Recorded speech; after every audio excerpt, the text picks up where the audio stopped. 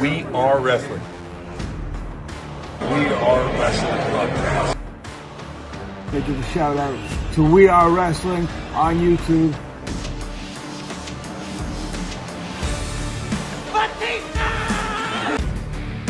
You're watching We Are Wrestling.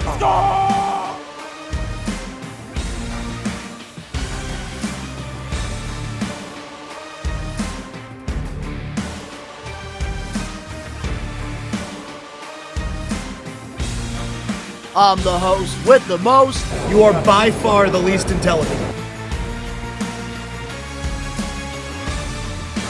What's going on, everybody? Danny Huckins here, man. 1/3 of We Are Wrestling. What's going on? We are Wrestling Maniacs Worldwide. Ben here, the third of the talk show.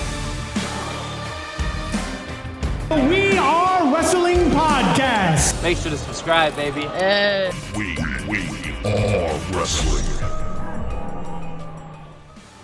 what is up? We are Wrestling Maniacs out there worldwide. I'm the host with the most, Mr. We Are Wrestling himself, the best one, Donnie, here with. What's going on, everybody? Danny Huckins here, man. 1/3 of We Are Wrestling. And boy, do we have an interesting show for you guys today. Absolutely. And before we dive into the topics and some of the things that we're going to be talking about on this week's episode of the podcast, if you're not a We Are Wrestling Maniac yet already, and you're not a part of the thousands of subscribers, we recommend you to hit that subscribe button now, turn on the post notifications. Videos be coming out of nowhere like an RKO, and of course, you already know, the grind is real. And to all the listeners out there that are listening to the podcast instead of watching it, we recommend you guys to give us a 5-star review and also download the episodes. It really helps the algorithm on Spotify and Apple Podcasts. It'll help the We Are Wrestling podcast grow. Exactly, man. I like being downloaded. It's almost like Booker T, man. Five-time WCW champion, man. Let's be the five-time podcast champions, man. Let's fucking go. Absolutely. And this week in the wrestling world, there hasn't really been a lot of crazy things going on besides the whole Jey Uso super kicking Roman last Friday on SmackDown.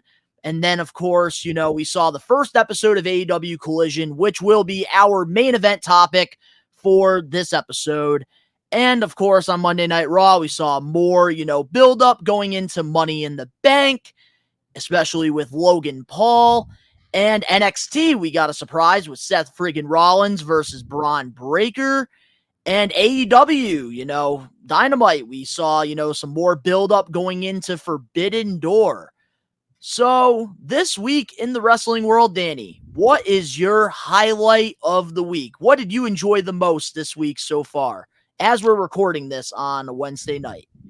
I honestly think we should, I can speak for both of us and say one of our major highlights was the Wrestling Classic 3, man. The very first convention that we were invited to, we were vendors at. We had a table set up. We got to mingle with everybody. Ben got to talk to Alicia Fox about fucking tattoos for like 10 minutes. We sat 20 feet from Kurt Angle the entire day. I mean, bro, can't get any better. Plus, that night, we had AEW Collision, man. So that Saturday was fucking lit. I don't know about you.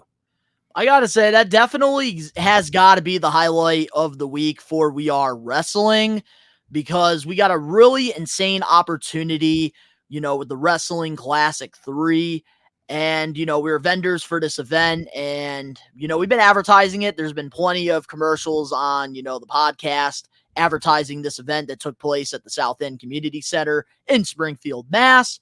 And there was a lot of great, a lot of the fans that, attended this event had nothing but great things to say about it. It was a great turnout. We appreciate each and every one of you We Are Wrestling Maniacs that came to the table to talk to us and even, buy some new shirts as well, which, by the way, to the We Are Wrestling Maniacs that are listening or watching, we will be having those shirts on sale pretty soon online. We'll be giving you guys more details in the next upcoming weeks. Yeah, we just got to figure out a site to put them at so you guys can go online and pick them up and buy them, and I think they're pretty badass, man. I think so too. And we would have them go on prowrestlingtees.com, but they turned us down, unfortunately. But Yeah. maybe someday we'll get some shirts on Pro Wrestling Tees. That's definitely one of the goals. That'd be what's up, man. That's a huge goal of mine, man. Because you see all these pro wrestlers with pro wrestling tees, t-shirts and stuff like that. I want to be a part of that, man. So we got to strive to that. Hopefully, by the end of 2024, early 2025, man, we just got to keep on growing. And with your support, we can make that happen. Absolutely. So going into the Wrestling Classic 3, what was one of your biggest highlights of that event? So I did talk about it, and I think I talked about it even on the vlog. We do have Donnie has a vlog coming out. I have a vlog coming out that I'll probably end up working on within the next day or so. I haven't even started. Same here. But having our table set up right next to Kurt Angle, man, somebody that I grew up watching. He was a very instrumental guy in the Attitude Era. I talk very highly about the Attitude Era all the time. Multiple time WWE champion. He had matches with the likes of Triple H, Undertaker, The Rock, Steve Austin. Had feuds with Taz when he first came into WWE. He had a match with Taz, and just literally being like 20 feet away from him all fucking day. And like when nobody was at his table, whatever, we got to go up and shoot the shit with him, and just sort of talk to him like yeah, we're fans of him, but talk to him like he's like just like one of us, because obviously everybody that's a pro wrestler, they grew up as fans. They were fans before they started in the business. You know what I mean? So just to have that one-on-one time with somebody like him, somebody of his caliber, just to know that, oh, he's just somebody like me and you. He's just outrageously athletically gifted, and we're not. Honestly, that definitely was one of my favorite moments, having a table right next to Kurt Angle. And when, his table wasn't busy, we were able to pick his brain a little bit. Not only were we talking about wrestling, but we also were, talking about how his day was, how like his traveling was. And it was just great conversations all around. And Kurt is just such a nice guy. And even did, a shout out for We Are Wrestling, which, we really appreciate that from Kurt Angle. And the truth is, he does not suck. Yeah, he does not suck. But I gotta say, like, another highlight for me during the Wrestling Classic 3 was meeting Diamond Dallas Page, DDP. This is somebody that has really inspired me and somebody that I've always wanted to have the opportunity to meet. And he's never really come to the Springfield area. And every time, like, they would schedule him for meet and greets and stuff like around my area from like a 3-hour to 1 hour, drive, always would get canceled. Something always would come up. And for me, I was always disappointed because DDP, not only was I a big fan of his work in WCW during, the Invasion, I also was a huge fan of what he's been doing outside of the ring, helping guys like Jake Roberts, helping guys like Scott Hall, helping guys like Buff Bagwell. And I just, DDP has been such an inspiration to a lot of people and such a genuine guy. Exactly, man. And, DDP, he is just one story that really captivated me, and it's not even a wrestler. It's this Arthur. guy Arthur. He was like a paratrooper, and he would jump out of planes and stuff like that. Ended up gaining weight, had really bad knee problems, and he got the dude to start running and walking again and stuff. Just like inspirational stuff like that. And like over the last at least 13 14 years, you've heard numerous guys in the business talk about, my back was really sore, and then I started doing, DDP's program, DDT yoga, and he just overall just helps a lot of people. And wrestling is entertainment, but it's also very hard on your body. So I do feel like with DDP's help, he's added time on to a lot of people's careers when it comes to pro wrestling. Yeah, and a few of them are AJ Styles. I know he was having a Chris lot of back Jericho. issues. Jericho, Dustin Rhodes.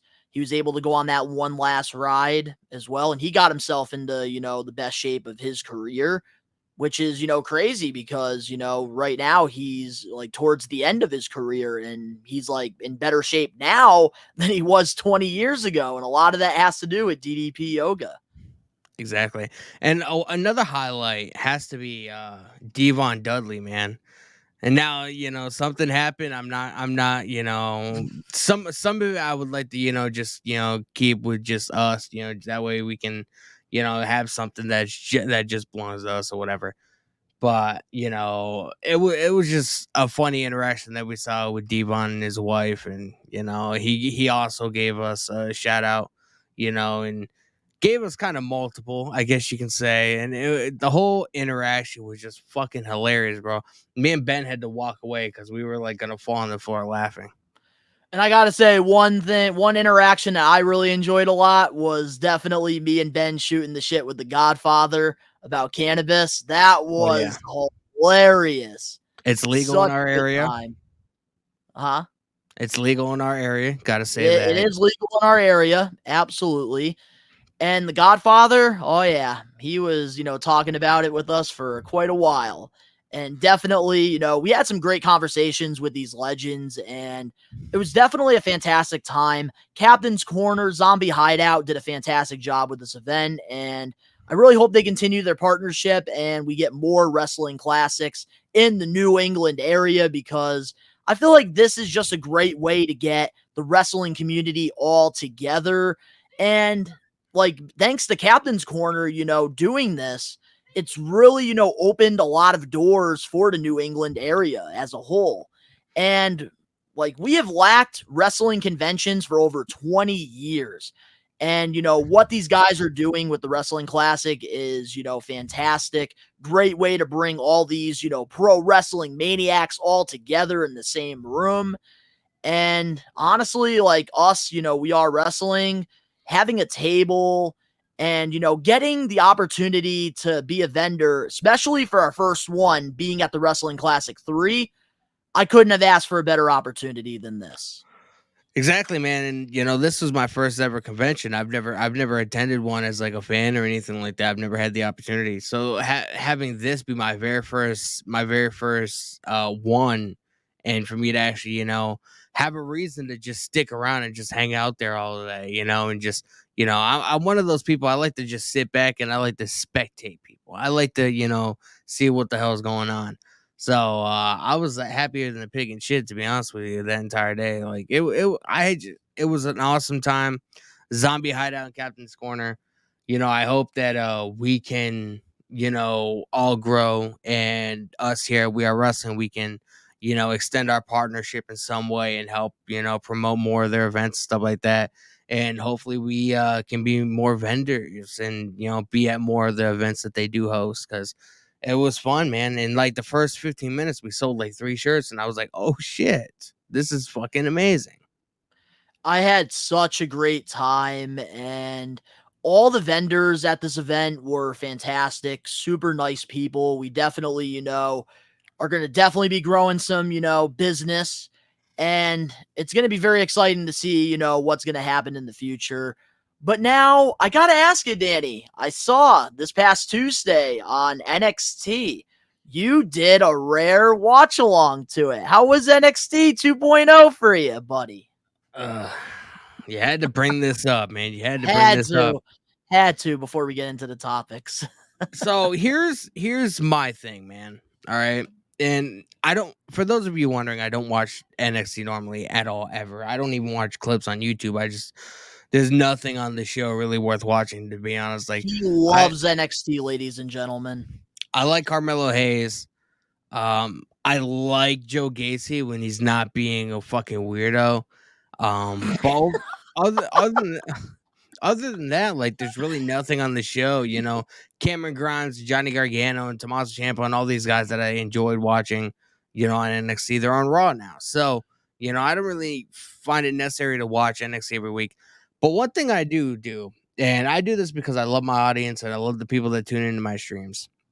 It was my daughter's birthday on Monday, so I was unable to stream and catch Raw live. So as a makeup stream, I do usually go on Tuesday and I do a watch along to NXT or whatever, just sort of as like a makeup. That way I can still continuously have 3 streams per week.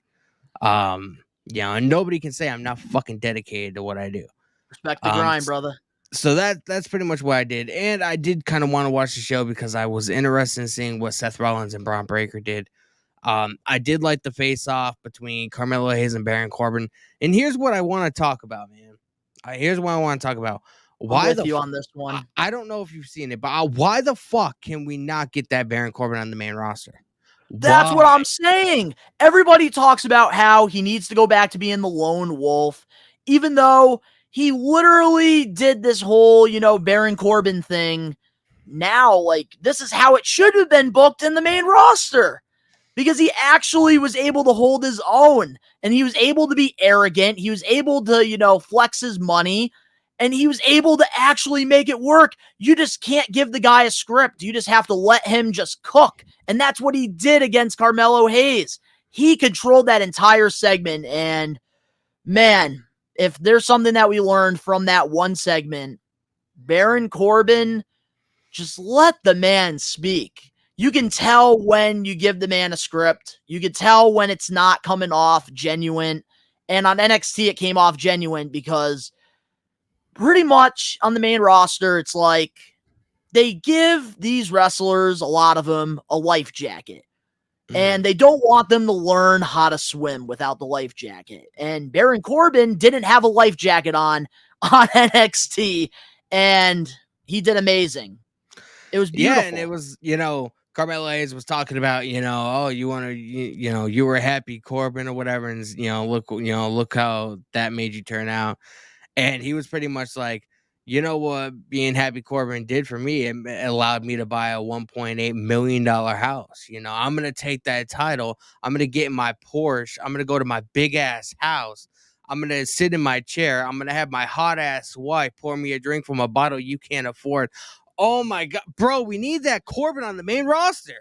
Where is that Baron Corbin? That, for me, I had the same reaction as you, and I'm so mad that, I was watching NXT, but I was not doing any reactions to it. Because Baron Corbin really opened my eyes in that, and we need to get more Baron Corbin like that. Because let's be real here, all right? Anytime a wrestler tries to bring back a gimmick, usually 50% of the time, it doesn't work. And Baron Corbin doesn't have the long hair anymore. He's changed his look. And I think if he does go back to being the lone wolf, it's not going to be the same. And I think he has something going with this Baron Corbin character. It's just give the man more freedom. Let him cook on that microphone, because we saw it with Carmelo Hayes on Tuesday. That was a fantastic segment, and I really hope Triple H, I really hope Bruce Pritchard, I really hope that entire WWE creative watched that and said, we just have to let Baron Corbin just do what he's got to do. One of my favorite lines in that entire segment, bro, it wasn't even from Baron Corbin. It was from Carmelo Hayes.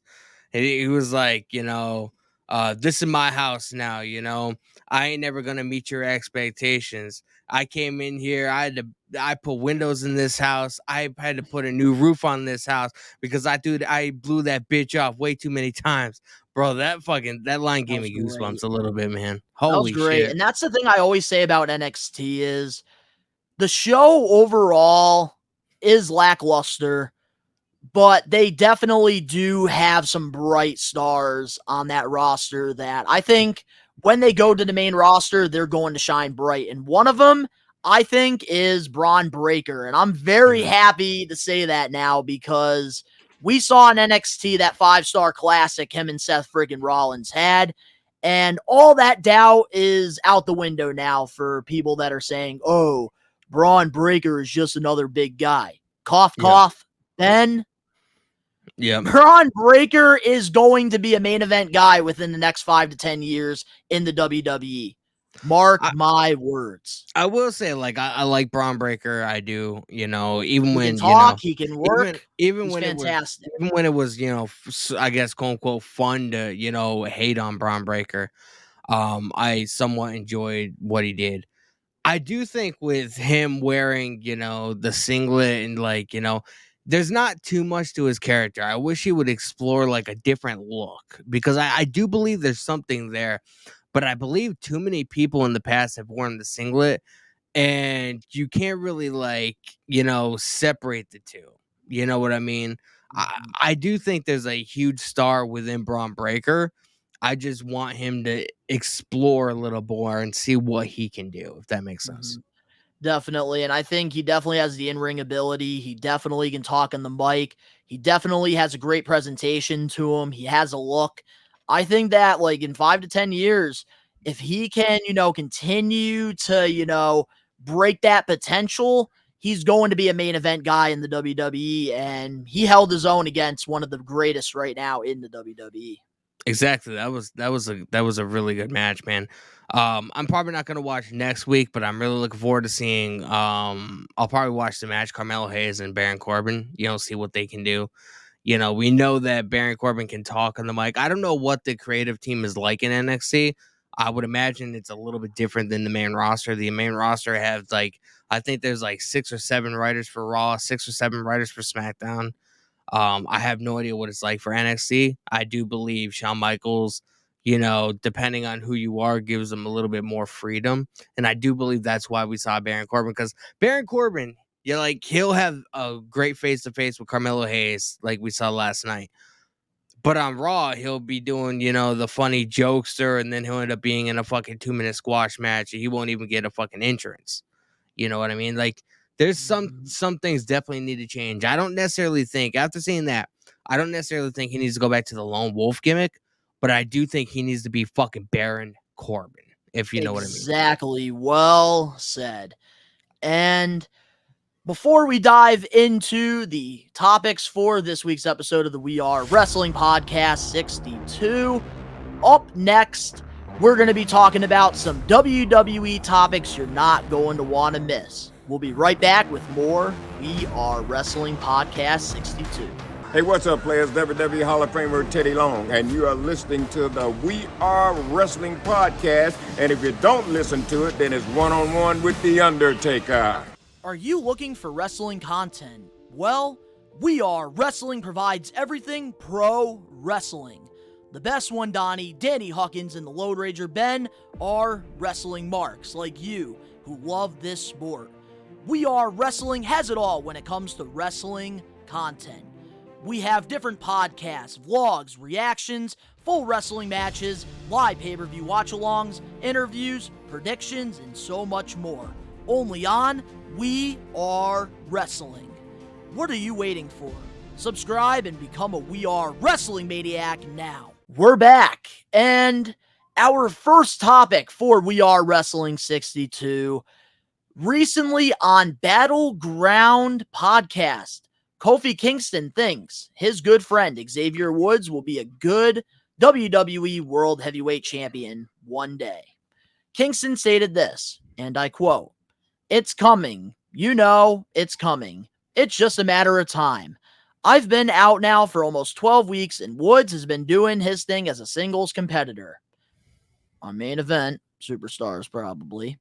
I don't think a lot of people realize how talented he is. He's just out there proving it every single week. It's just a matter of time. But when he did do, I don't know. If you'd watch the Up, Up, Down, Down live stream that we had, School's Out was the theme. And Woods and Miz have been having a rivalry back and forth playing video games. Anytime Woods beats Miz, Miz puts one of his replica titles on the line. So Woods just beat Miz for his WWE Championship. Exactly, yeah. If this is what we like to call foreshadowing, you know what I'm saying? It's just a matter of time, Do you think Xavier Woods could be a future world champion in the WWE? Here's what I have to say about that. To be honest, at some point, yes. I do think, I mean, he's got the look, he's got the athleticism, he's got the personality. He can talk on the mic. I do believe that New Day sort of holds him down, if that makes sense. Like, I feel like New Day, like, what more is there to do with them? They've done everything, literally. They've been a team since what, like 2014? 2014, yeah. That's, I You believe, know, exactly the time that they became a team. I think Kofi, Xavier, Biggie, I think they all need to, start doing some more single stuff. And I said this before, man. Like, Biggie, obviously, we don't know what's going on with him medically. He broke his neck before WrestleMania last year, 38, WrestleMania 38. It was either before or after WrestleMania 38. So he's out. We don't know what's going on with him. Apparently he's trying to get back. He's trying to get cleared by the WWE doctors and the medical staff, but we don't know quite what's going on with that. Definitely very hard when you have neck injuries to get cleared from them. But I've been saying this for months now. If Biggie is not working on some kind of heel persona to come back to as like this fucking monstrous force and coming back with a vengeance, like, everybody knows that he's not really upset with Rich Holland, over the whole incident or whatever. It's pretty much childish, wrestling Twitter and all these, trolls on social media like to stir up bullshit. But what I'm saying is, if they don't turn this around and make money off of this entire situation, have Biggie come back as a fucking heel and tries to destroy Rich Holland over him breaking Biggie's neck, and have him like, I don't want Biggie to come back as just the jokester. The dude is a monster, bro. He can destroy anybody he fucking wants.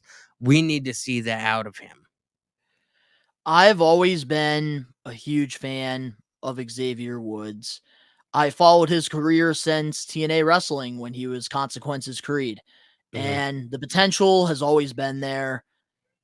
But I'm sorry, I don't see Xavier Woods ever being a world heavyweight champion unless he decides to move on from the New Day. But we've already saw reports, all three of the guys in the New Day have already said they've made a bond that they will never break up and they're going to be together until they retire. And I think that is what's holding all three of those guys' careers back.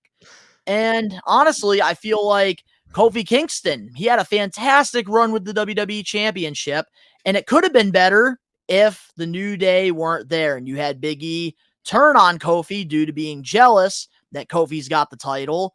And that could have really pushed Kofi as one of the top baby faces. And that could have really pushed Big E as one of the top heels.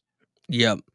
Yeah, like, like I said, Xavier, he has the look, he has the talking skills, he has the athleticism. The only thing that really holds him back is the fact that, he's with New Day, Kofi, and Big E or whatever. I do, like, they've done literally everything. I do not need to see Kofi and Big E, or, Kofi and Xavier, or Xavier and fucking Big E, or vice versa, whatever, as tag team champions again. I don't ever need to see them as tag team champions again. They've been Something? I forgot how many times they actually won the titles, but it's been one too many times. They need to go on singles. I want to see Big E win. Maybe I would like to see Big E in a feud with Gunther. That would be a fantastic feud and match, I think. Exactly. I could see Xavier Woods feuding with somebody like Austin Theory for the US title. I could see that as well. But I don't know, man. I feel like the New Day has just done everything they possibly can. And for me, the only way that they can, fix the New Day is go back to being heels. But we all know that's not going to happen because of how over they are with, the kids, the PG fans. And it sucks because for me personally, I really enjoyed the New Day's run when they were heels. They were obnoxious heels. Xavier Woods had that trombone, would piss everybody off. They would do covers to friggin' Jay-Z, and they would just be obnoxious. That's the New Day I miss a lot. Like when they were feuding with like the Dudleys and Enzo and Cass during like 2015, 2016. I really enjoyed them as heels. I just think that the New Day, they've done everything they could. Kofi even won the WWE Championship in the New Day. Big E's even won the WWE Championship in the New Day. And there's always a time and place. And I think if, they want to further their careers, they do need to move on. I think Kofi's been in the WWE now for a pretty long time. He's since been 2009. He's 2008, actually. 2002, late 2007, 2008. Because remember, he came in as a fucking Jamaican, and then in 2009, everybody assumed that he was still Triple H. Jamaican, and they fucking they did that promo spot in the ring where he talked regular, and Triple H was like, "Hey, aren't you supposed to be Jamaican?" Yeah, that was around the time he feuded with Randy Orton. And Big E and Xavier, they've been in WWE now for over 10 years. So I feel like it's time, because we all know in the pro wrestling business, times change and you have to evolve. The Undertaker had to do it. One of the greatest in sports entertainment had to do it. The dead man thing was getting old. So he had to, reinvent himself, and he became American Badass Undertaker. And something with the New Day, they just need to reinvent themselves and just, do something new. But I feel like they're so comfortable in the position that they are that they don't really care about furthering their in-ring careers, because they're all very successful outside of WWE. Xavier Woods has a very successful, gaming channel, Up, Up, Down, Down. Kofi Kingston has, accolades to, he could be considered a future Hall of Famer. And Big E, still has a lot more in the tank, just needs to, come back from the neck injury. I just think that the New Day, they had a fantastic run. I think that group can be in the Hall of Fame at some point, but I think it's just time that they go off on their own and we do something. Let's get a big payoff and do something. And I think that's what's holding Xavier Woods back from being a world champion, because I think he has all the cards to become one. But the New Day is what's holding him back. Yeah, but I hate to say it now, you sort of brought it up, talking about, how Kofi Kingston was WWE champion, Big E's WWE champion.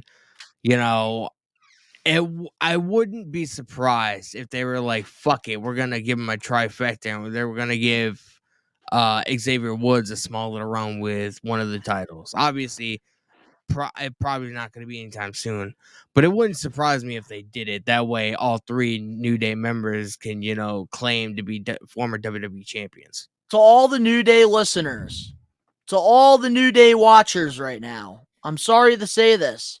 Xavier Woods will never be a world heavyweight champion. And I know Kofi got the title, Big E got the title. Xavier's not going to get the title because now in the WWE, I think that, we got some more competition now. I think we got more legitimate stars that are world champion worthy more than Xavier Woods. I would rather have Dominic Mysterio win a world championship before Xavier Woods. There's a lot of people on that roster I'd rather have win the title before Xavier Woods. Bro, somebody on my stream tonight came in and was like, I want Dominic Mysterio and Rhea to have a feud for the women's title. That reminds me of like an old TNA feud back then with ODB and this guy Cody Deaner. Because he was trying to win the Knockouts championship.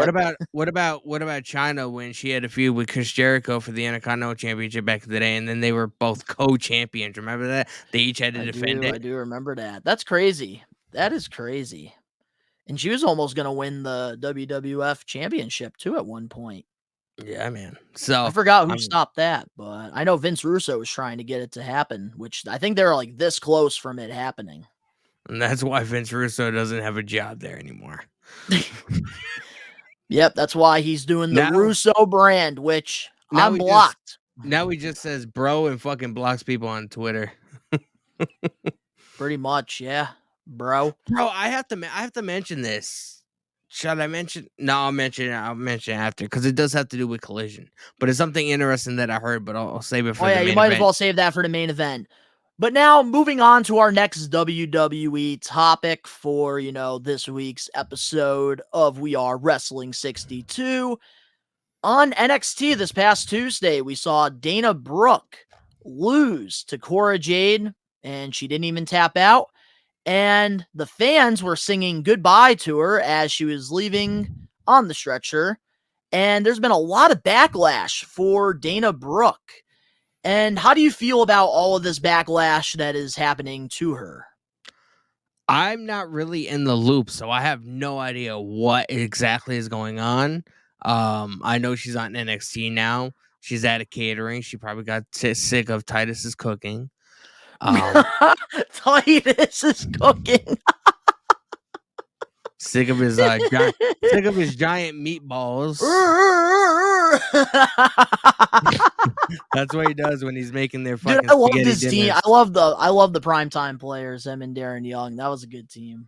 That was a good team. But yeah, fill me in a little bit. I'm not quite sure what drama is going around with Dana Brooke.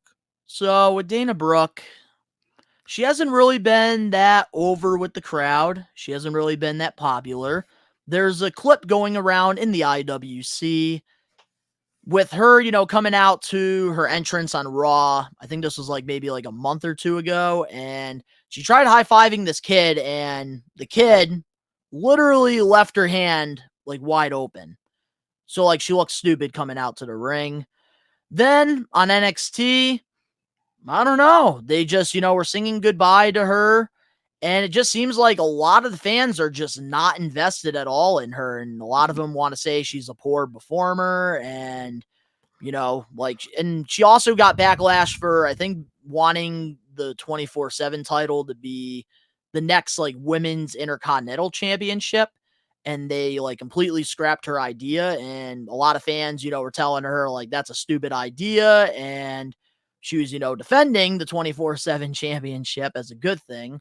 So, yeah, she's got a lot of backlash right now. She's not really over with the universe. The universe seems to want her out of the fucking universe. So maybe she should go to the dumpster and swim with the 24/7 title.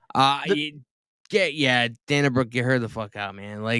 If she's, I don't know, is she a bad performer? No. She's just not over with the audience. Part of me feels like that's the creative side of WWE, though, because there's a lot of people in WWE that should be. Hold on. There's another thing to bring up. So there was a sign earlier this year as well on an episode of Raw saying, "Give Dana Brooke a chance." And WWE didn't like that sign. So they actually had they took the sign from the fan, and then the fan went on Twitter to tweet at Dana Brooke, and she was very pissed off about that as well. Why not fire the woman if they don't fucking like her, man? I don't understand this. WWE has a habit, though. There was another incident where they took a sign away. I can't remember what it was for. I think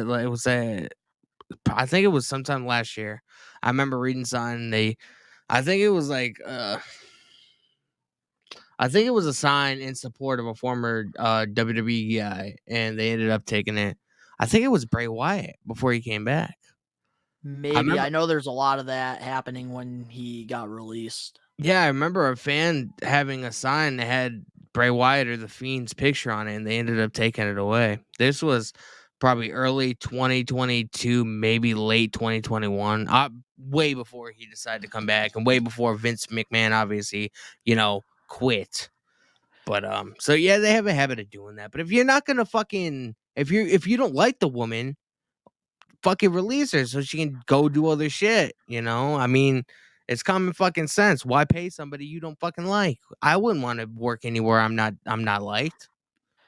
I feel like Dana Brooke, there's been a lot of missed opportunities with her. And I got to watch her grow in the WWE on one of their network series. I think it was called Breaking Ground, where they would showcase a lot of their up and coming NXT stars. And I really respected her grind. She definitely was one of the most hardworking women on that roster. But of course, she was in a class with, the four horsewomen, Sasha Banks, Bayley, Becky Lynch, Charlotte Flair. And that NXT women's division was stacked. So a lot of her work wasn't really being, showcased. But I think that like in another, alternate like universe, she would have definitely stood out. She definitely would have, been a big star in the WWE. And I just think that there's a lot of missed opportunities, and I feel like there's a lot of, talent that just, are being misused all over, pro wrestling, all over the WWE. And I feel like they just need a change of scenery. And I think Dana Brooke would strive in Impact Wrestling or AEW. I think that she just needs a new opportunity to show what she can do, give her some creative freedom, and just let her cook. Because sometimes you just need a different change of scenery to, break out. And I think for her, she's just done everything she could in WWE. It didn't really work out as well. I know that there was some potential. I did like her and Mandy Rose together during the Thunderdome era. But then, Mandy Rose, they wanted to put her on NXT and reinvent her. So then that kind of left Dana Brooke, to the side. And I feel like that's just how it's been for her whole WWE run. So why not put her and Mandy Rose together? Apparently, Mandy Rose is game to come back to WWE. She's even game to shut down her fucking OnlyFans or whatever the fuck it was, as long as Triple H would give her a call. So why not bring Mandy Rose back, team them back up, and see what they can do as a tag team? WWE has no legitimate tag teams. I feel like Mandy Rose is bigger now than she was with Dana Brooke, and I feel like for me personally, like it's so disappointing with the Toxic Attraction because a lot of people now are giving Gigi Dolan a lot of shit, saying like she's not good in the ring, this and that, and like JC Jane's still getting praised, but I just love the group Toxic Attraction. Like they had such great chemistry together, and I feel like they should have just not like broken up JC and Gigi right away. They should have brought them to the main roster during the draft, build them up for like a year or so, and then you could have done like a big turn. But getting back into like Dana Brooke, I just think that the talent's there. She just needs a new like change of scenery. And I think one thing that I think is going to happen from this, she's going to turn heel. And I think she's definitely going to have a better run now as a heel with, the fans turning their backs on her, because now they're basically, letting her do her thing. And I think that that's going to help her in the long run. Yeah, I guess we'll have to wait and see. It was funny last night on NXT. Obviously it was a couple days ago by the time you guys see this episode of the podcast. But the match that she had with Cora Jade, and like she was like playing off the fucking knee injury, because she did like it was like some kind of flip or something like that, and she fucking landed, and it looked like she tweaked her knee, and she ended up getting taken out on a stretcher. And Cora Jade goes up to fucking start beating her up on the stretcher, and she just fucking Dana Brooke just takes the fucking knee brace off and just hops up off the fucking gurney like nothing. Like it's not exactly how it should have worked, but it's whatever. I feel like on NXT, nobody really cared about anything outside of the Carmelo Hayes and Baron Corbin segment, and obviously, it was built up all night. Seth Rollins versus Braun Breaker. That was like what was on everybody's mind. So everything else is pretty much, nobody gives a shit. And I feel like that's what a lot of NXT is. But I mean, if they don't like her, if they don't really have anything creative for her to do, fucking release her, man. I know for sure I would not want to work anywhere, be anywhere to where I'm not liked. I'd rather go somewhere and spread my wings and see what else is out there, because WWE is like, unless you're in the WWE bubble, you don't know what else is outside of that. I do got to agree with you on that one. I just think, it's time for some of these, stars in WWE to move on. And I think they just need a change of scenery. Same with AEW. We could say, there's a lot of women wrestlers over there that deserve opportunities. There's a lot of men wrestlers that deserve opportunities.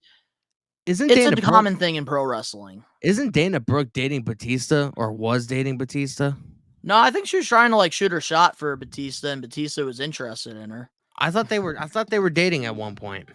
I don't know, man, about that. I don't really follow the real, housewives of the WWE. Yeah, the fuck do I? On to the next topic, man. Dana Brooke, she's a lost cause. Let her go somewhere else to where she can be mildly a little bit more successful. That's all I can say.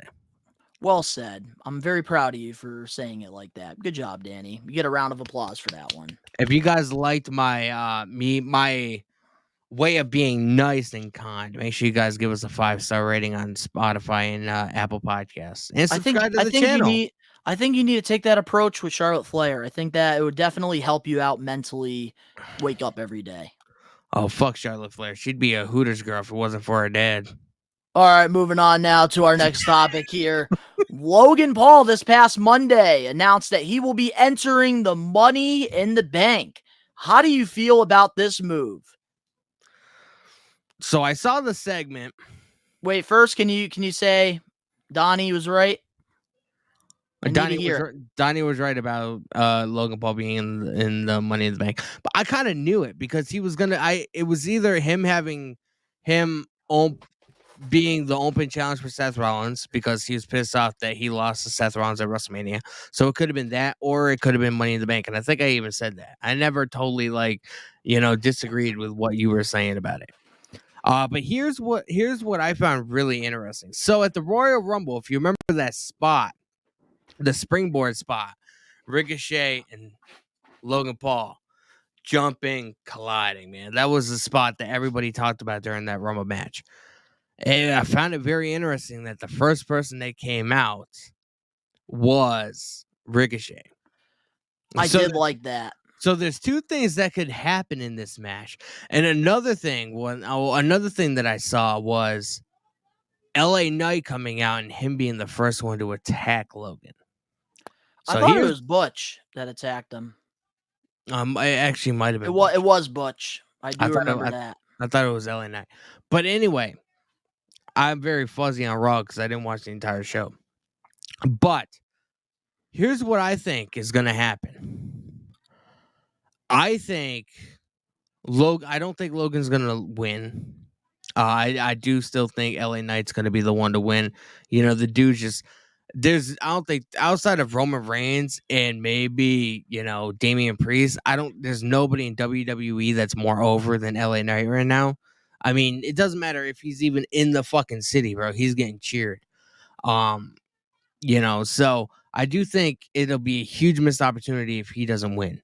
But here's how I could see it going. I could see this pretty much be the deciding factor to set up a feud for SummerSlam for either LA Knight versus Logan or Logan versus Ricochet. Now, here's how I would do it. I would have Logan and Ricochet being on top of a ladder. They're just pounding each other, beating each other, each trying to grab the briefcase. They both knock each other out, right? They're out cold the rest of the match. This is going to obviously be towards the end of the Money in the Bank match. LA Knight swoops in and gets the win. But that sets up a match for SummerSlam for Logan and Ricochet. That'd be a hell of a match.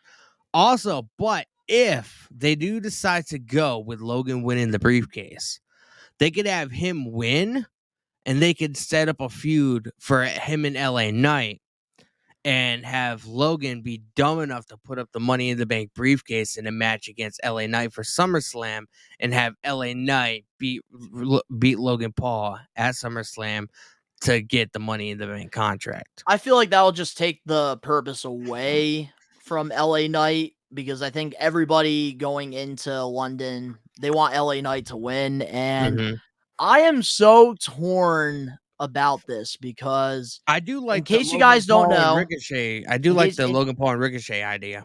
In case I do love that idea, which I'll get into in a minute, but here's why I'm torn about the whole LA Knight thing. Because I've been on the LA Knight bandwagon train since Impact Wrestling as Eli Drake. I knew this guy is money. I knew this guy could be a main event draw. I have been comparing him to some of the greats in the business, and even Paul Bearer, Percy Pringle, even saw something in him during, his early indie days. He was managing him. Yeah, Percy Pringle, Paul Bearer was his last manager before LA Knight was the last guy he managed before he passed away. Yep. And Percy, really saw big things for him. And I just think that, LA Knight, fantastic wrestler, fantastic all around, future world champion, no doubt about that. I've seen him, be a main event guy over an Impact, and he definitely strived in that role. I think in the WWE right now, he's very over with the crowd. I love every second of it because I see talent. When I see talent, I am rooting for that person all the way, and he's been somebody I've been rooting for a pretty long time. So to see him get over with the crowd naturally, I love seeing that. But here's where, I'm torn. From the beginning, for a pretty long time, I've been saying Logan Paul is going to win the Money in the Bank contract. And unfortunately, I'm going to have to stand by that because I think that there are bigger plans for LA Knight. And I feel like what's going to happen down the line, especially going into SummerSlam, I feel like we're going to get that feud with Austin Theory and LA Knight. Because we already know the crowd is so over right now with LA Knight that you can't have this man be a heel any longer.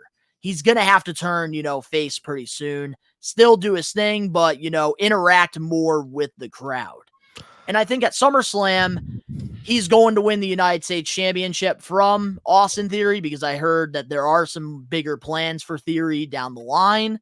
And I think LA Knight's going to really take that U.S. Championship off to the next level. Here's my issue with that, and I respect your opinion, but I do gotta disagree with it at the same time. That's fair. So, a new report came out about WWE possibly changing the rules of the Money in the Bank and how it all operates. I hate the new rules. Apparently, should be now, a world champion. Apparently now, if you win the Money in the Bank, you can cash in on anybody who's a champion. So stupid. That makes me think if Logan Paul does, because let's face it, Seth Rollins isn't going to lose the title anytime soon, and Cody Rhodes is going to be the one to dethrone Roman Reigns. It's definitely not going to be Logan Paul. As much as I like their match in Saudi Arabia back in October, we've seen it. There's, what more can they do that they didn't do in that match? I feel like, and I don't see him beating Gunther. Absolutely not. Gunther's just demolished fucking everybody, bro. He's like the mid-Carter Roman Reigns for in all, intents and purposes. The only one that I do see him potentially winning or beating is Austin Theory. So if he wins the Money in the Bank, that would mean him and Austin Theory would have a feud going into SummerSlam. I don't necessarily. But who says Logan Paul cashes in at SummerSlam? That's the interesting thing about the Money in the Bank briefcase, and this is why I actually wouldn't mind Logan Paul winning this because he's a part-timer, and if there's a realistic chance for Logan to win a championship, it only makes sense for him to cash in the Money in the Bank contract because that guarantees him a title shot. He doesn't have to, work his way for a title shot. And that's the most logical sense it makes because one of my critiques going into the Logan Paul versus Roman Reigns match was Logan Paul didn't have enough matches under his belt to earn that title shot. And I feel like with the Money in the Bank, having that contract cashing in, that makes a very logical sense for him to cash in. And I just feel like with, Logan Paul winning that briefcase, the media attention will be great for WWE because you don't know when Logan Paul is going to show up in WWE and cash it in. And I think realistically, I can see Logan Paul cashing in that Money in the Bank, briefcase towards WrestleMania season.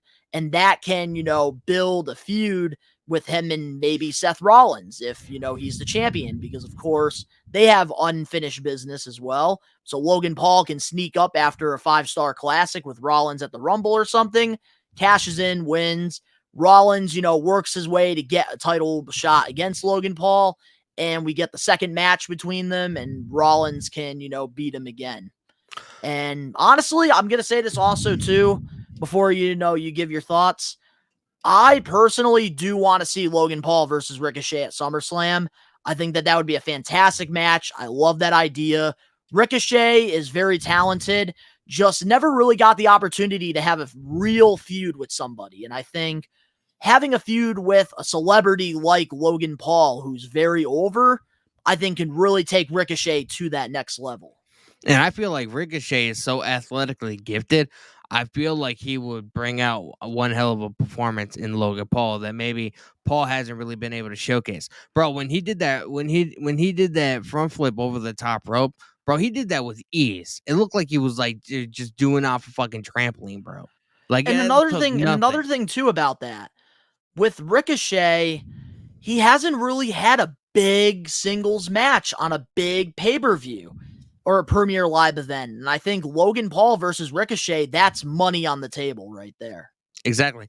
And if, like, let's just say Logan Paul does win the Money in the Bank briefcase, I feel like WWE would only have it if Logan Paul, obviously, because he has a world-renowned podcast. Millions of people watch it. I could just see him sitting there on the fucking couch with the fucking briefcase right there. Just talking about it and talking about the event or whatever.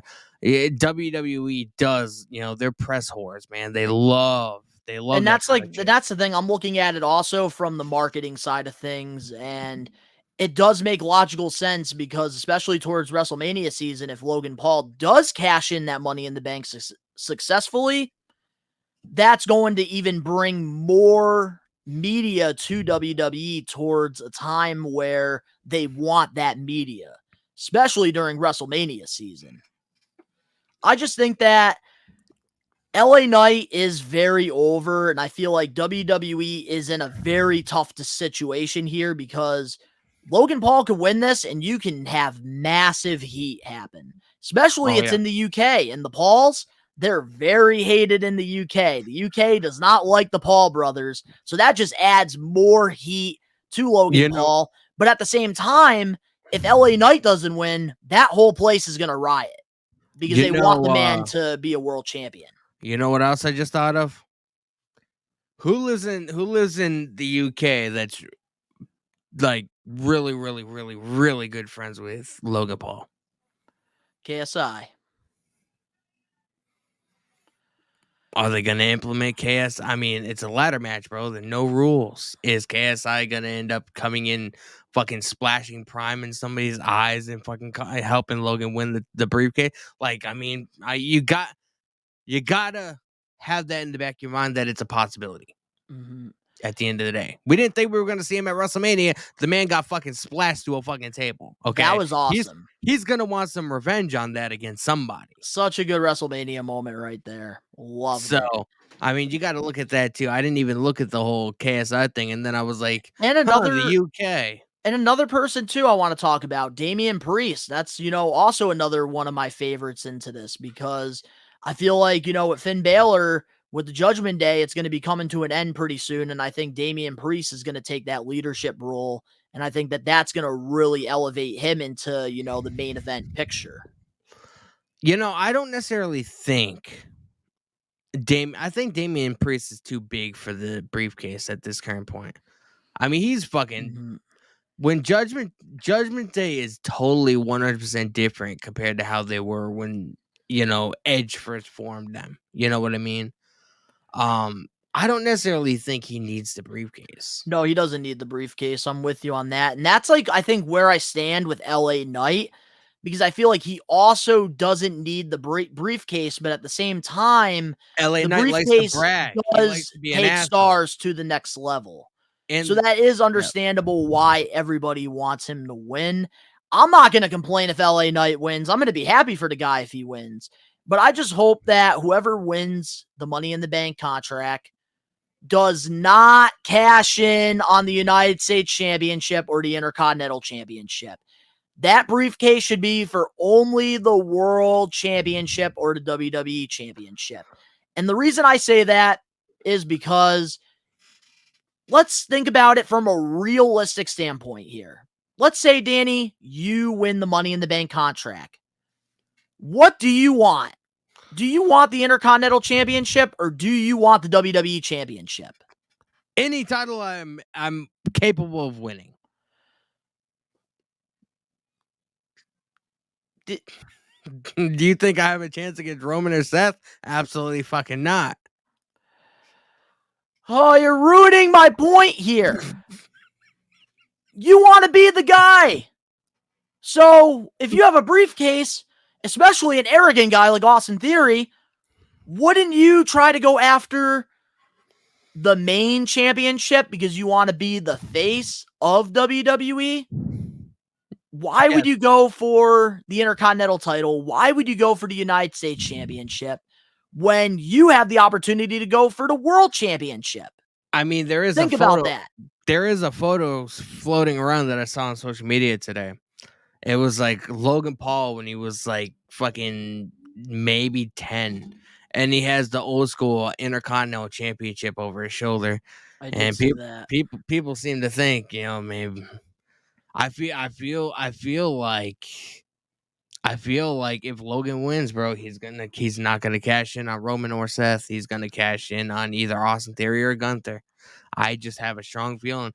Knowing WWE's track record, okay, we need to stop thinking logical, and we need to start thinking this is the way WWE likes to book their shows. I mean, they had fucking Austin Theory, for Christ's sake, cash in for the fucking US title. Like, so they've done it before. What makes you think they're not going to do it again? You know what I mean? And that's why I'm putting the disclaimer out here. Whoever wins this match, I don't care who wins this match. Shinsuke can win this match. I don't care who wins this match. Don't fucking cash in on a mid-card championship. That defeats the whole purpose of the Money in the Bank briefcase. That's like saying if Ed wins the Money in the Bank at WrestleMania 21, he goes on and cashes in on the Intercontinental Championship. We would have never gotten the Rated R Superstar if he did that. Damn, we could have freaking gone into 2007 with Mr. Kennedy. He could have freaking cashed in on the Intercontinental Championship or the U.S. title.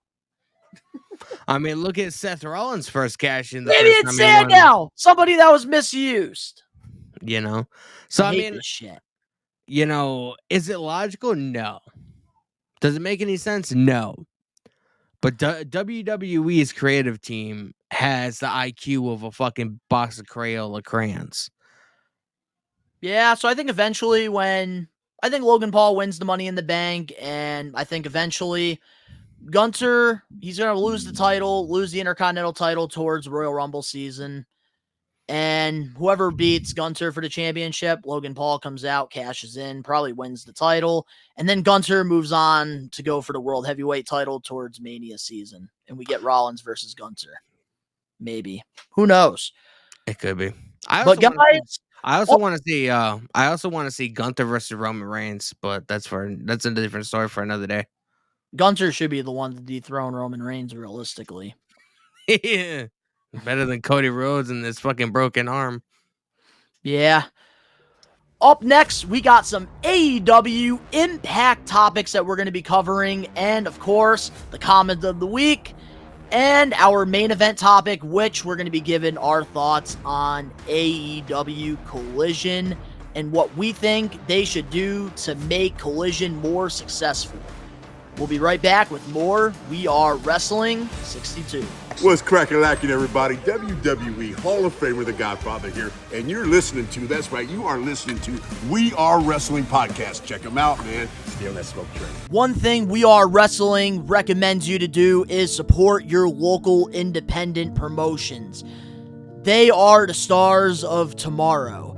And you never know, sometimes when you go to these shows that might only have 10 to 30 people, you could be seeing the next future WWE champion, maybe even the next AEW star. And through the years, I've always been a huge advocate to supporting independent wrestling. And you can't go wrong. It's a cheap night out, you get a good time with the family, and you get to watch some good old wrestling. Independent wrestling, that's where usually a young professional wrestler starts their career. And having these opportunities to perform in front of crowds is a great way to get exposure to where they will eventually be on your television screen watching them every week. We recommend you guys to support indie wrestling. We're back, and our next topic, according to Sean Ross Sapp from Fightful, Kenta, New Japan guy, Kenta still doesn't want to work with CM Punk. And Punk was open to the match, and there were other options being elevated for him as of Saturday. What are your thoughts on Kenta, not wanting to work with Punk at Forbidden Door? So I was on Sean Ross Sapp's live stream earlier today because he does this live stream, Listen Your Boy, with the other founder of Fightful, whatever. They talk about a variety of fucking topics that are happening and some of the inside workings and stuff. And he explained a little bit about why people want Kenta versus CM Punk so bad and why it might not be a good idea for it to happen. Apparently, Kenta is known for using the GTS, which is obviously a move that CM Punk uses. And obviously, Kenta is a historical figure within New Japan. And they don't think it'd be a good move for either CM Punk to lose or Kenta to lose, creatively speaking, because they're both really over. They both have the same move or whatever. It'd be very hard to, book who's going to exactly lose that match. So I don't blame them for not wanting or having this match, or for Kenta not wanting this match, because creatively it might look good on paper, but like I wouldn't want to be the one to book that match. Well, both guys, I think, have legitimate heat with each other too. There could be that too. Yeah, apparently CM Punk took the GTS, and I guess they have like an honor code in Japan or whatever, to where if you're gonna use somebody else's move that is really known, you ask for the guy's blessing or whatever. And apparently CM Punk didn't do that. That could cause a lot of heat and a lot of tension between each other. But sitting from where I stand, I don't know much about Kenta. I don't know much about New Japan. The first New Japan show that I watched was Wrestle Kingdom 17 back in January. So I am very unknowledgeable about this entire situation. So I don't feel like it's fair for me to speak too much on, because I don't want to get any facts straight or make anybody seem like an asshole when that's not my intention. Yeah, because, during this whole thing with Kenta and Punk, Kenta said the only way that he will wrestle CM Punk is if they give the man a lot of money. And there's legitimate heat there with both sides. I know there's like a whole honor code thing. I didn't even think about that until you mentioned that. And I got to say, I think the reason why Kenta probably doesn't want to work with CM Punk is because not only doesn't he not like the guy, but I feel like AEW and New Japan during this match, they would want Kenta to put CM Punk over. And I feel like for Kenta, because of the respect that he has for pro wrestling and, CM Punk not following that, honor code, he probably feels like that's just disrespecting the business by putting over CM Punk and just, pretty much being against his beliefs. Like, I could see that too. And of course, CM Punk's going to be open to the match because he knows that that's a money-making match. And CM Punk is always open to making money in the business. I don't think there's anybody in AEW that's more of a moneymaker than CM Punk. People can say whatever they want about him. I mean, he drove like 816,000 people to watch the first episode of Collision, for his return. Yeah, we're definitely going to be diving into that on our main event. But I do think that, Kenta, I understand why he continues to bring this whole CM Punk thing up. I feel like a lot of it is for the media attention because a lot of people, right now, CM Punk is a hot topic in pro wrestling. And of course, everybody knows, all the New Japan fans know that Kenta does not like CM Punk. And him talking about CM Punk is giving him more media attention. And I don't think that this is a bad thing at all for Kenta because he's taking advantage of, getting some eyes on him. And I think that he'd be stupid not to, talk about CM Punk. And CM Punk has already been talking about him as well because of these, rumors and possibilities of a Kenta versus CM Punk match. But unfortunately, it's not going to be happening. And maybe it's for the best, because it seems like they both don't like each other. And yeah, we don't need another all-out media scrum 2 at Forbidden Door. And we don't need the Forbidden Door to be, padlocked and, shut. Exactly. But I mean, We need to keep this door open because this is a fantastic event.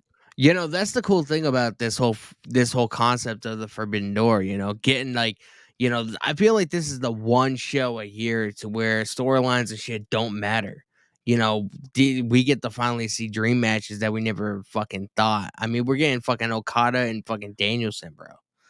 I mean, doesn't get any better than that. We're getting Omega versus Ospreay too. I mean, this is the one show a year to where I don't give a fuck about storyline, man. Just fucking let these guys go in the ring, give them fucking 15, 20 minutes, man, and let them wow the fuck out of everybody that's in the crowd and everybody sitting at home.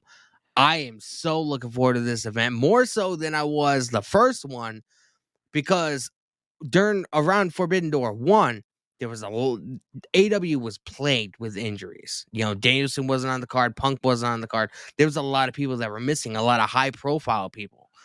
So I feel like we're gonna get some of the matches that we were supposed to get last year, this year.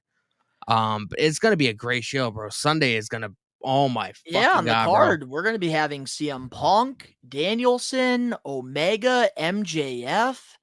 It's going to be a fantastic card, and honestly, I'm super excited for Forbidden Door too. I think they definitely got, some bigger names for this event, and I really hope it does go well because I know the first one, the only big thing that people still talk about is the Ospreay versus Cassidy match, and Adam Cole, that's where he got that's where he got concussed. Yeah. So I really hope all the show does turn out successful. And, we can definitely have a great show with some fun matches.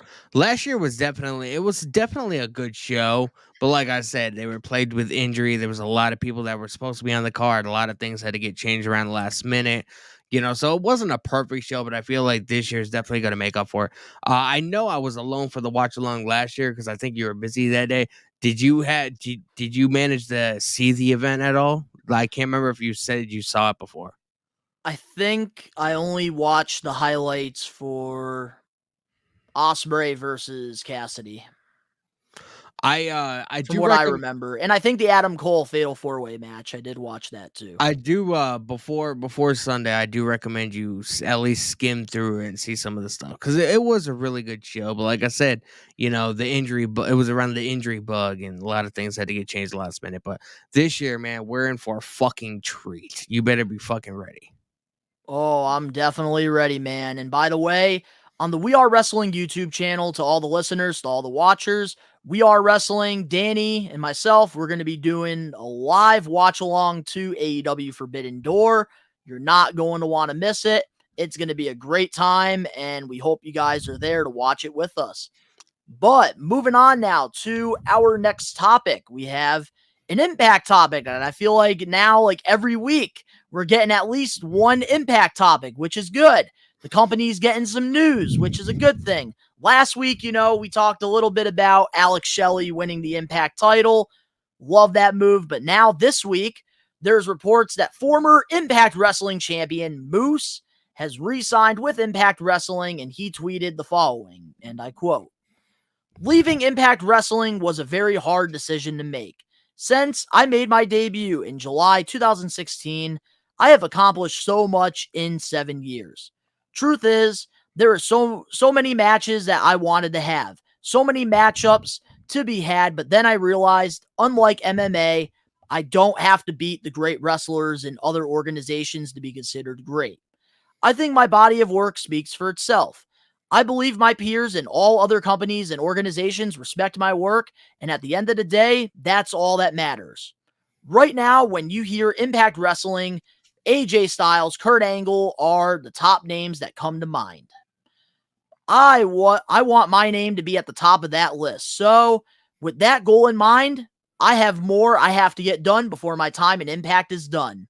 Not only did I sign back with Impact Wrestling, but I also signed the longest deal anyone has ever signed in company's history. A whole lot of work to be done. So, let's get it.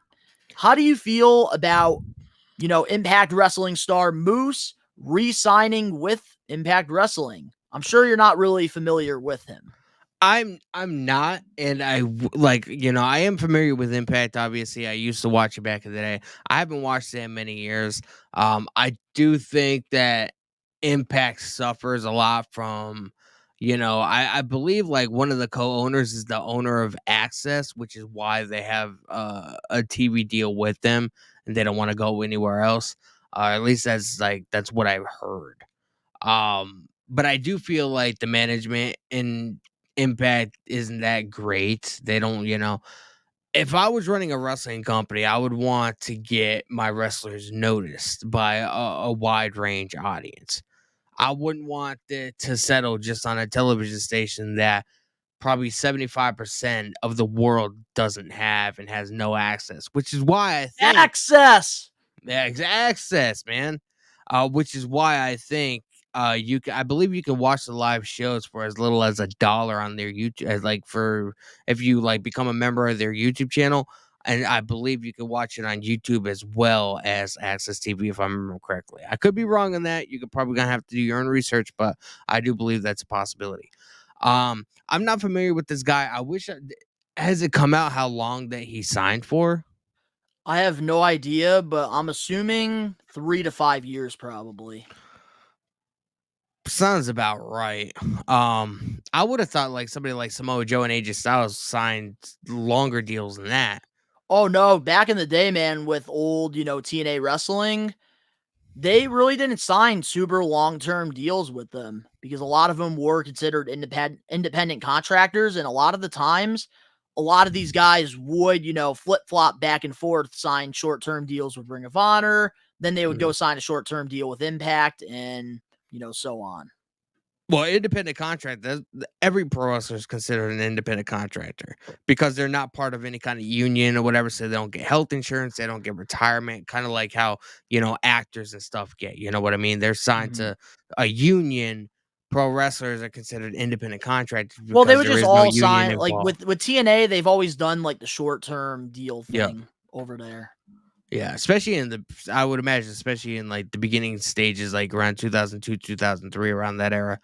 Um, I mean, good for him. I mean, if he feels like, his time is going to be, used very well, go for it.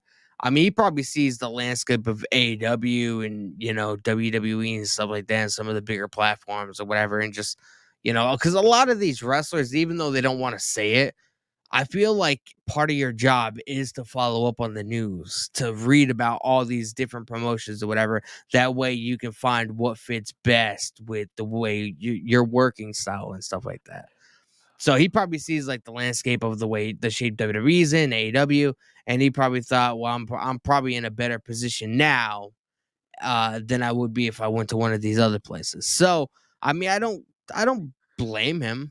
I mean, if he's happy, fuck it. Uh, I would rather work somewhere small and be happy than work somewhere big and be fucking miserable. So And I will say this about Moose because I have, followed his career. He was, a former NFL player. He did wrestle for Ring of Honor. He did have a really cool undefeated streak around that time. And, he was one of the big names from Ring of Honor that had the opportunity to go to WWE, but he chose to go to Impact Wrestling. And at the time, Impact Wrestling was trying to really make a big push in 2016. And, Moose decided to go to Impact over WWE. And he has been one of the foundation guys over there. I know, there's nothing but positive things about him over there. He's a locker room leader with Eddie Edwards. And Moose is one of the current pillars in Impact Wrestling. And Impact has treated him very well over there. He's had, creative freedom over there. He's been able to, work with a lot of, fantastic, pro wrestlers over there. And he was even, former Impact, champion. And, he was, the top guy over there. And he was a pretty good champion from what I heard. And I think, Moose being loyal to Impact Wrestling, I do love seeing that because in this, business, it is very hard to find loyalty. And I love that Moose and Eddie Edwards, they believe in Impact Wrestling. They believe in the young guys that they have, and they believe in that vision that Scott D'Amore has for it. And I think the real issue with Impact Wrestling is nobody has access to Access TV. They put on fantastic pay-per-views. They put fantastic shows. And I feel bad that, they don't really get recognized for, what they do, because they are putting on some of the best pay-per-views in all of pro wrestling. Nothing but positive things, Impact Wrestling fans say about the promotion. And they went from being one of the most negative, toxic wrestling companies in the world to now being one of the most positive places to work. And I think Moose, is making a great decision here. I think that he realizes that the position that he's in Impact Wrestling, he won't be able to be in that position in AEW or WWE. So I think that this is a great move for him, great move for Impact Wrestling. And I really hope that, Impact can find a way to, get access to more people to watch it. Exactly, I used man. to love watching Impact Wrestling. Like I said, I heard somebody tell me that for as little as $1, you can sign up to their YouTube membership, and they broadcast commercial free. They broadcast their weekly shows or whatever. I might do that during the winter, when I know I'm going to be home more, and start checking it out. But I'm in no rush. It's been a while since I've seen Impact. I have seen some highlights, and I do like what I see. I'm just not crazy about the arena that they're in. The small atmosphere of the shows or whatever, it just doesn't seem important, if that makes sense. I'll tell you this. I miss Universal Studios when they used to record over there back in the day. They had a great crowd. Just like NXT, I feel like the reason why NXT is not the same is because it's not at Full Sail University anymore. And I feel like that crowd was just on another level than this crowd that we have, where are they now? Like the Performance Center or something? Yeah, they're in the Performance Center in Orlando, Florida. And you can actually get free tickets. There's a Facebook group. I'm telling this to everybody that's in Florida. There's a Facebook group. And you join it. I can't remember the name of it. I joined it, and then I fucking got out of it because I was like, I don't live in Orlando. But if you sign out a questionnaire, and when I looked at it, it was all about it was around COVID, so you had to say if you were sick or whatever. But you had to fill out this questionnaire, and they would fucking email you free tickets. That is pretty cool. I know with TNA Wrestling, when they did, Universal Studios, they had to, give out free tickets because it was a part of going to Orlando, Universal Studios. But it's weird. If you're giving away tickets, I don't know how you I guess they make money on all their advertisement deals and stuff like that. Yeah, it's all advertisement deals, merchandise, pay-per-views, because pay-per-views, that's a big thing, in wrestling that does make, money for that's business. why NXT have been traveling for their PLEs now. They don't stay in the Performance Center because they want to make some money. That's the big thing. Up next, we're going to be announcing the comment of the week, and we're going to be diving into AEW Collision as our main event topic for We Are Wrestling 62. Don't go away. Hello, this is Eric Redbeard, and you're listening to We Are Wrestling Podcast with these two guys. What's your name? Best one, Donnie. And you? Danny Huckins. Best one, Donnie. Danny Huckins. Eric Redbeard. We Are Wrestling Podcast. We're back, and every week on the We Are Wrestling Podcast, we like to do this thing called Comment of the Week. And in order to get your comment heard on the We Are Wrestling Podcast, all you have to do is comment on any of our We Are Wrestling YouTube videos. And this week we have not one, not two, but 3 comments of the weeks. And our first one is from @Positive Productions 6699. And he said this on one of the Chris Jericho reactions, and I quote, "My hope is eventually Sammy and Daniel Garcia can move on from Chris Jericho. It's cool that he had a mentor rule to the both of them, but Daniel Garcia has not been the same since losing the Pure title, and it's so sad too because he is really good in the ring, but he will never get to show it if he stays in the JAS." How do you feel about that, Danny? I kind of agree. I do think Sammy Guevara is gonna turn on Jericho at some point. Daniel Garcia, it's cool, to say you're in a faction with, somebody like Chris Jericho. But I feel like, sooner or later you're gonna have to, spread your wings and fucking learn how to fly, So I don't think it would be a horrible idea. Obviously, I want it to be the right move for everybody. And if Daniel Garcia still feels like he has more to prove alongside Chris Jericho, then, I feel like Sammy Guevara is more established than Daniel Garcia in some ways. You know what I mean? I feel like they had the opportunity to have Daniel Garcia move on from the JAS, and they had a perfect opportunity, and they kind of just ignored it. And with Sammy Guevara, I feel like he is more established, and I feel like it is time for him to really move on from the group. I think that, Sting versus Chris Jericho should happen at All Out. Or no, not All Out, at All In Wembley. And I think during All Out, we should get Chris Jericho versus Sammy Guevara. I think that would be the perfect way to push Sammy Guevara from a great mid-card guy to now, getting him more into the main event picture. I think that he really does deserve it. I think that, this is the perfect opportunity to have him turn on Jericho, and let's, do something. Let's get a payoff finally, because I feel like, Jericho's holding Sammy Guevara back, and eventually I want to see this with Daniel Garcia. I want to see him, move on as well from Jericho. I feel like Jericho's holding back, these two, and I think that they have a lot of potential to definitely do some big things.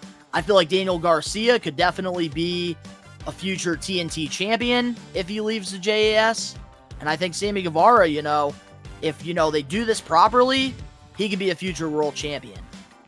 I'm definitely in agreement, man. We sort of saw it last week, when Jericho was talking shit to, Darby Allin or whatever and trying to get Sammy involved, and Sammy was like, what's this guy talking about? And I feel like at Double or None, when him and Tay announced that their pregnancy, I feel like that was the moment where Sammy Guevara went from a heel to a babyface. Because if you were a heel, you wouldn't have announced your pregnancy on live television like that. And I think they've done a pretty good job at, getting rid of a lot of that heat from Sammy Guevara, because he's finally, starting to get some more positive reactions now, like he was getting, when he beat Cody Rhodes and won, the TNT championship. But, I think that I have to agree with, that take. But moving on now to the next comment of the week from We Are Wrestling Maniac at Bailey Ryan 96. And this was on the Jay, super kicking Roman. And he said this, and I quote, "This segment really made me want to see Jimmy versus Jay at some point. This is like the third time in less than a year they've teased any kind of friction between the two. The first one I remember, I think, is the I don't give a damn what the tribal chief says segment, when Jimmy and Jay had the stare down, and then the second, sorry about that, Bailey. Just lost my fucking area. I don't give a damn what the tribal chief says segment, when Jimmy and Jay had that stare down. And then the second one, when we thought Jay choose Sammy over Jimmy." Yep. I do think we're going to get the Usos versus each other at some point. I don't necessarily think it's going to be anytime soon. But I think the Usos are going to battle Roman and Solo for a little bit. They're going to try and get Solo on their side, trying to open his eyes. They're Solo's older brothers. I do feel like we're going to get Rikishi involved in the storyline at some point. That'll be really cool. Maybe more members of the Anoa'i family. Because obviously being, having a storyline like the Bloodline, it would make sense to have more members of that Bloodline, involved in some way. That'd be pretty cool. Especially with Rikishi being the Uso and Solo Sikoa's dad. Him not really appreciating the way that Roman Reigns is treating them.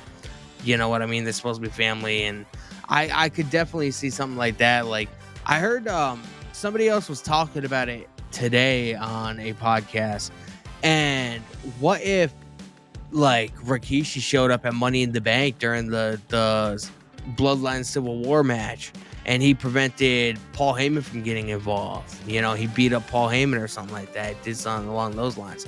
Stink face the Paul Heyman. I'd be all for that. Like, there's so many things you could do, man. And to go back to the question, I do think that we do see the Usos. I just don't think it's going to be for a little bit, at least. I really hope that we do see this. I feel like Jimmy and Jay have done everything, you know, to be one of the greatest tag teams in, you know, the WWE. And honestly, I gotta say this. WrestleMania 40, I would love to see Jimmy Uso versus Jay Uso. I think that, you know, if you're going to have a match like this, brother versus brother, it's got to be on the biggest stage of them all. I do think that we're going to be seeing, I hope that we do see Jimmy and Jay at WrestleMania.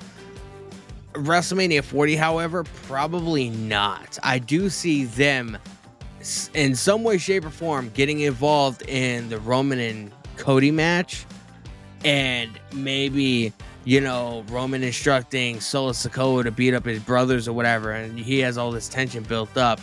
And he pretty much, you know, abandons Roman also. Doesn't necessarily join his brothers, but that could also cause the distraction to have Cody get one up on Roman Reigns to win the title. I do see something like that happen. That could definitely happen, but I do think that it's going to be very hard to see Jimmy and Jay, you know, eventually go against each other, because I think if there was a time to do it, it would have been now, where Jay, you know, picked Roman over Jimmy. And then, you know, Jimmy can go off to being one of the biggest baby faces in WWE. And then when, you know, Roman decides to, you know, throw Jay in the trash and Jay gets sick of it, he tries to, you know, get back with his brother, but his brother wants nothing to do with him. I think that would have made the most logical sense. But I feel like the Usos, I don't think WWE is going to break them up, me personally. But down the line, I would love to see something happen there, because I feel like they have, you know, teased it for quite a while, and for nothing to happen, that's just typical WWE booking. But with the Bloodline, it's a different freaking, you know, story. So, like, I would like to see something different there. And that's why it's wild, because I don't see them having the Usos go against each other until the Bloodline storyline is already wrapped up and finished. You know what I mean? It just wouldn't make it wouldn't make any sense, because, you know, they both turned on Roman. You know, they're both out of the Bloodline. Why would they automatically now start facing each other? They need to start working together to try and get Solo Sikoa, who's their little brother, trying to get him to see the bigger picture of what's actually happening within the Bloodline and within their family. And I can't wait till that chapter. So I don't see the Usos wrestling each other anytime soon until the Bloodline is already wrapped up and finished. But I mean, we've seen Edge and Christian go at it. We've seen the Dudleys go at it. We've seen the Hardys go at it. You know, we've seen, Brett and Owen go at it. Like, you know, at some point, WrestleMania, bro. I would say WrestleMania 41 would possibly be a good time. So, Jimmy Uso versus Jay Uso. We're going to finally see who the better Uso is. Yeah, definitely. You know, anything is possible. But now, our last comment of the week is from We Are Wrestling Maniac at Kim Chai 2780. And they commented this: Wheeler Yuta is getting so damn good. He is, man. Remember when he was with Best Friends and then he got recruited by BCC after he had that match with Moxley, and Moxley was all about, you know, if you bleed with me, you're a part of us, or something like that. He says something along those lines. That was months and months and months ago. I can't remember verbatim offhand what he said. But that was like the starting point.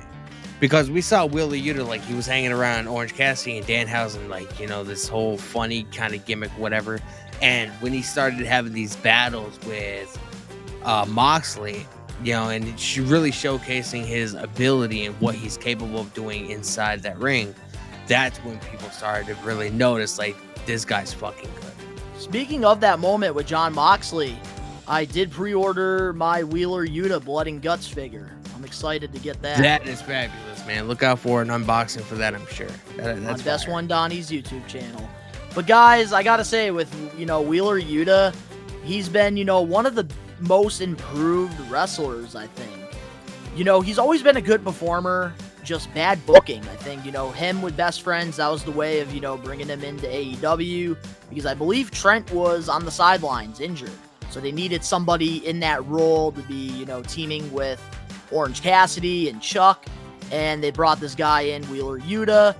And we all knew he was a solid worker. Didn't really do much. I don't know much about Wheeler Yuta's history or anything like that. Where was he before he came to AEW? So Wheeler Yuta did a lot of stuff in the independent circuits around the Northeast area. He did a lot of stuff for Beyond Wrestling. He is from Pennsylvania, so he definitely did a lot of work over there. So he was definitely well known in, the territories that he was working. That's awesome. So he must have been in our area quite a bit. I don't think he was particularly in our area. I know he did a lot of stuff in Worcester, Mass. He did a lot of stuff for Beyond Wrestling. But That's I do awesome, think, man. With Wheeler Yuta, he has gotten so much better. And I remember when AEW made a decision to have Wheeler Yuta over Daniel Garcia in the BCC, and I was so pissed off because I love Daniel Garcia's work. I feel like he deserves so much more than what he's getting. Yeah. And honestly, I did, at the time, I wanted Garcia over Wheeler, but I'm glad that they decided to go with Wheeler Yuta over Daniel Garcia, because now we're really starting to see, how good Wheeler Yuta is. And he's even getting big victories, even pinning, Kenny Omega on pay-per-view, which is nuts. Although there might be some friction, because obviously you guys already know what happened by the time you guys see this. But Daniel Bryan, man, or Bryan Danielson, he sacrificed Wheeler Yuta at the end of Dynamite tonight, and Okada laid him out with the Rainmaker. So there might be some friction there, come Forbidden Door, and even after that. You never know, unless he's like, I stand with the BCC. It's okay. Oh yeah, he stands with the BCC. I love that little shit. I love how that thing is so over right now. But congratulations to all three We Are Wrestling Maniacs on Comment of the Week. And to all the listeners, to all the watchers, if you want to get your comment featured on a future episode of the podcast, all you have to do is comment on any random video. And now it's time for the main event topic for We Are Wrestling 62. And last Saturday, AEW Collision debuted. And, you and I, we both did a live watch along on the We Are Wrestling YouTube channel, watching the very first episode, and the ratings came in. They drew 816,000 viewers for its premiere episode. So I got to ask you, Danny, what's your thoughts on Collision's first episode, and what should AEW do to continue this momentum, growing Collision into its own identity? Well, first and foremost, I got to say, and I have one word that can pretty much summarize the entire episode, and that's consistency. It was consistent throughout the entire episode. They were trying to build storylines. They had storylines that have already been, put on like Dynamite and stuff like that. We saw Luchasaurus beat Wardlow for the TNT title. CM Punk came back, and he did.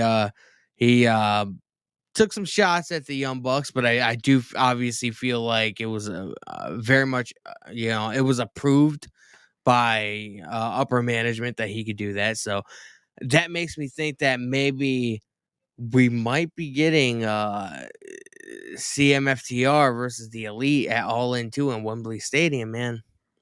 I That would be nuts. I feel like I don't see any other main event that could headline a show like that, bro. If CM Punk is on television taking shots at the Bucks, and even the Bucks going on social media and being like, "Oh, if this was 2016, we would have had a counterfeit Bucks shirt, LOL," or something like that. bro, like something in the pit of my stomach is telling me that they're flipping this from a shoot into a work, and that we're gonna be getting this match at All In 2. And even tonight on AEW Dynamite, Punk was like, I'm a Collision guy. I'm not even supposed to be here. That Like was a funny line. That there's was like classic. there's like little things like that, bro, that make me think like if things weren't okay, they would be really pissed off that Punk is taking shots at them. Yeah, I think like the joke wasn't even really that bad. I could see like people being upset in AEW about the comments that he made about Hangman Adam Page during his ESPN interview. This is something that is going back and forth. And right now, according to the reports, there is, definitely two sides. There's people that are on Punk's side, which are, on Collision. We definitely know Andrade's definitely on that side after seeing that photo leak of the two, smiling with each other. And, there's the elite side of things, which is on Dynamite. And Yep. this is honestly going to, I think, ruffle some feathers in the wrestling community. And this might actually open up some conversations in the wrestling community, which I hope that, it does open up some conversations in the community. I think that this is a great move, Collision.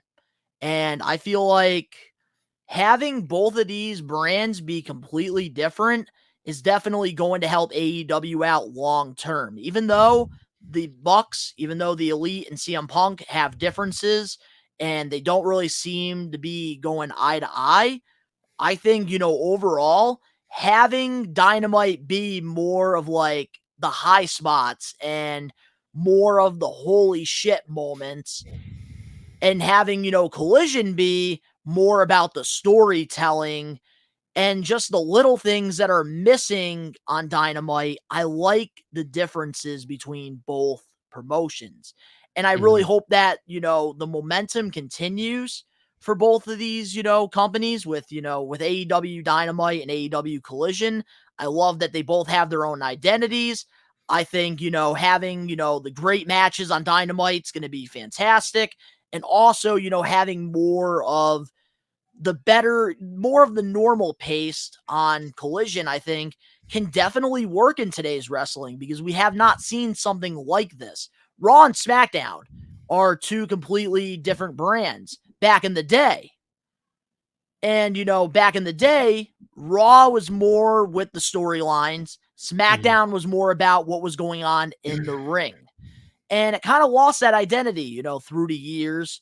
But AEW has a pretty big opportunity here to do something different in the pro wrestling business. I think, having Dynamite pretty much, be more about like the crazy matches and more of like the high flyers, like your Darby Allins and Sammy Guevara's on there. And then you go to, Collision and you get like Andrade versus Malachi and you get Miro and you also get CM Punk and FTR. I think it's just a great mix. I think that you're definitely entertaining both sides of wrestling. And this is something that I feel like we're definitely going to need to pay attention to. Exactly, man. And like, nobody can say CM Punk's not a draw, man. Like, I do feel like as like, and I want people to really like pay attention and understand what I'm saying. Like, I'm an AEW fan. There's no denying that. But I do feel like their product has declined a lot since the Brawl Out situation, since Punk left. You know what I mean? Even though he was gonna even if that didn't happen, he still wouldn't have been coming back until around this time because he was injured. He had to have surgery and rehab and all this stuff like that. But I do feel like the AEW product has gone stale. They need Punk. There's not many people on a wide scale like CM Punk that's that big of a draw. Like you can say Hangman Page, you can say Kenny Omega, whatever, but those are very small markets compared to somebody with the legacy and somebody of the notoriety of a CM Punk. Do you get what I'm saying? No, I totally get what you're saying, and I have to 100% agree with you on that. I think, CM Punk is still a draw in today's wrestling, And I think AEW, having Collision, even though I hate the time spot, I hate that it's on, Saturday nights. I think that this is a great move overall for AEW to have another 2-hour show. And especially, with the diverse roster where, you have a lot of guys that are fantastic, wrestlers in the ring. Some, like to, tell a story. Others like to, do the high spots that, a lot of the fans today really enjoy. There's really two different fan bases. And I think you have your old school fans, I think that will appreciate Collision more. And I think, a lot more new school fans will enjoy Dynamite more. And I think that this really could be a recipe for success. And I think that having this rivalry with the Elite and CM Punk, after all, might not really be a bad thing, because I think that we're really going to start seeing the best AEW product that we haven't really seen in a long time. Because I think that the Elite, they're going to want to bring out the best in, Dynamite. And I think the same thing could be said with CM Punk and Collision. They're going to want to bring the best, on that show, because there's a lot of guys like CM Punk, Andrade, Miro, Scorpio Sky, people that have not been utilized properly in AEW that want an opportunity. So they're going to go on Collision and they're going to compete. They're going to give everything they have because they want to prove a point. And that's that's the best thing about competition. It brings the best out in you. And I think that Collision's going to bring the best out in the Elite and Dynamite. And I think it's going to be the same thing with Collision. Because you know that CM Punk's going to want to have a better show than the Elite, and you already know the Elite's going to want to have a better show than CM Punk.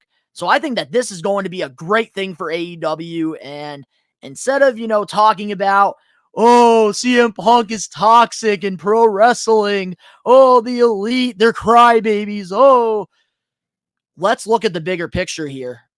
Because anytime there's competition, it brings out the best in you. We saw it with WCW versus WWE.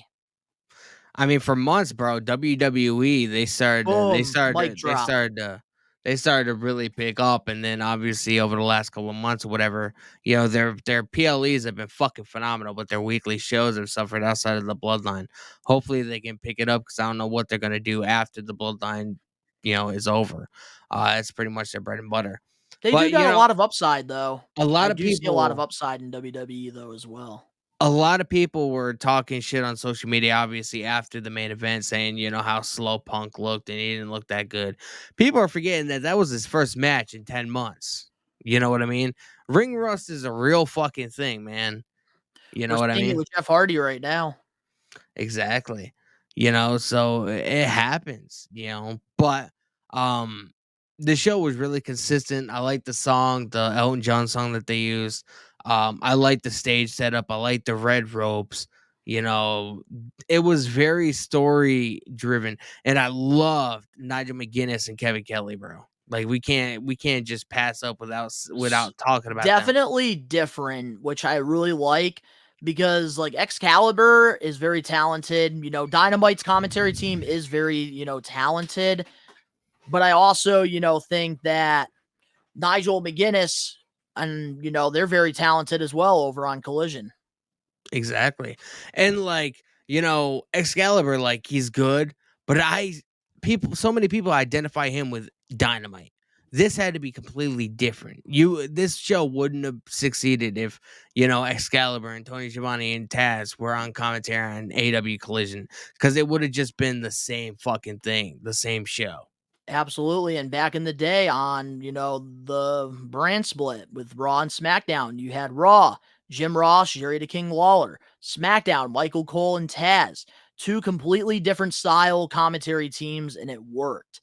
And I think, AEW, they did a really good job with branding Collision as its own brand, its own identity. And I think if you want, Collision to continue to grow, you have to, keep that momentum. You have to keep that same mindset and, do the little things. And I think CM Punk definitely has the right mind for what he wants with Collision. And I think that it's really going to work out in, AEW's favor. because now, like, we're really going to be bringing out the best in each other, because the Elite and CM Punk, they both have really big freaking egos, and they're going to want to go out and say, you know what? Dynamite is better than Collision. Collision's better than Dynamite. And they're going to, go at it back and forth. And it's going to be great television. And I'm super excited to see, what happens from here on out. Even if we don't get the Elite and CM Punk feud, I really think that, their legitimate heat is going to bring in great television for both, Collision and Dynamite.